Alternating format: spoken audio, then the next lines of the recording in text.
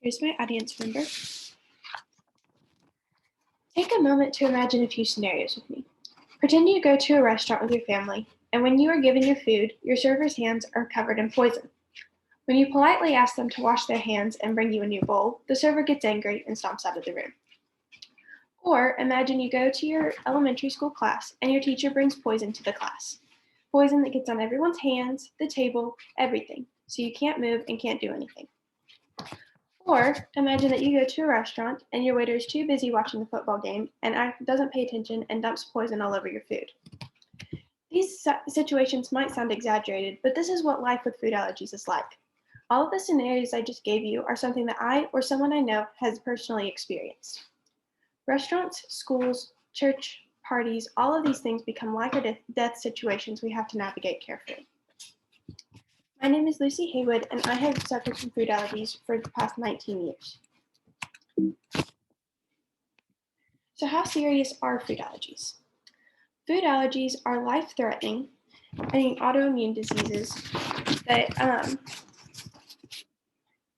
cause problems whenever you eat something that you are allergic to. These things often appear in products that you wouldn't expect. For instance, milk finds its way into soap, and wheat finds its way into ice cream often.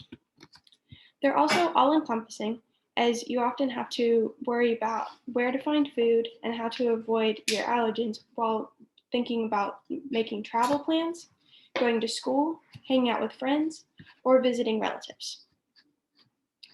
According to endallergies.together.com, 220 million people in the world and 32 million people in just the US suffer from food allergies. Every 2 to 3 minutes, there are ER visits from anaphylaxis from food allergies, and 1 in every 12 children suffers from food allergies. According to asthmaanallergynetwork.org, 42% of children and 51% of adults who have food allergies have suffered from a severe reaction. So, what are some of the problems for people with food allergies? Well, first of all, the reactions. These reactions can be life-threatening, or they can be much more mild, but the more often you have an allergic reaction, the worse it'll be in the future. Also, anxiety becomes a big problem for people with food allergies, to the point that some therapists deal specifically with people with food allergies and with their families. BraveMindPsychologicalServices.com addresses the fact that many people don't understand the impact food allergies can have on someone's life, and it provides therapists to help deal with that anxiety without treating it as though it is unnecessary. Another big problem is that food allergies are often just treated as though they're unimportant. People don't understand how bad they can be. And that can come from doctors, waiters, teachers, and even family members and friends. And often this causes problems, as when people are constantly being told that their allergies are unimportant or don't matter, they become less likely to ask for help. And so then actual reactions can occur that would have easily been avoided otherwise. So how can you help? Well, the main problem is that most people don't know much about allergies. So the biggest thing that you can do is learn about what they are and how serious they are. Also, learning how to help with an allergic reaction. FoodAllergyAwareness.org said that of the 12,181 schools that participated in the survey, less than half allowed the teachers to administer life-saving epinephrine.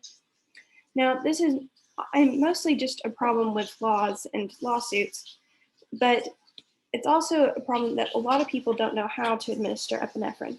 But it's a fairly simple process that could be easily taught in most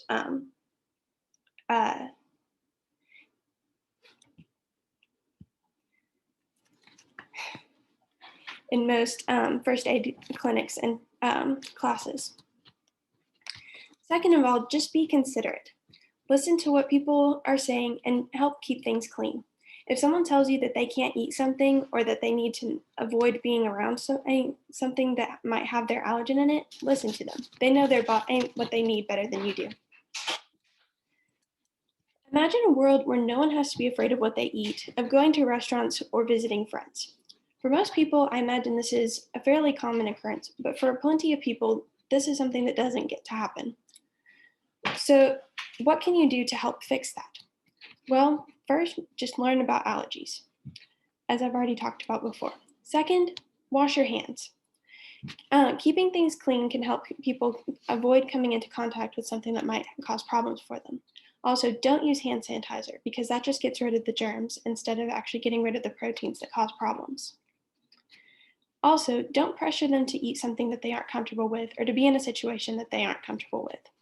This causes a lot of problems when people are worried about how other people will perceive them and end up putting themselves into situations that can be dangerous. And last, always ask. Just the simple act of asking how you can help can make a big difference. Thank you for taking the time to listen to this speech. To conclude, I want to share a story from my own life that shows what a difference it makes when someone takes the time to listen and to be careful. When my family went to Disney World when I was a child, we went to a restaurant and explained my allergy to them. The chef came out to talk to us, cleaned all the dishes, kept my food separate from everything else, and didn't let anyone else touch my food.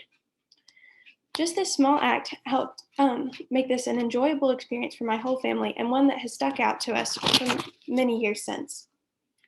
Just these simple acts can make all the difference in both the mental and physical health of a person with severe food allergies. Thank you.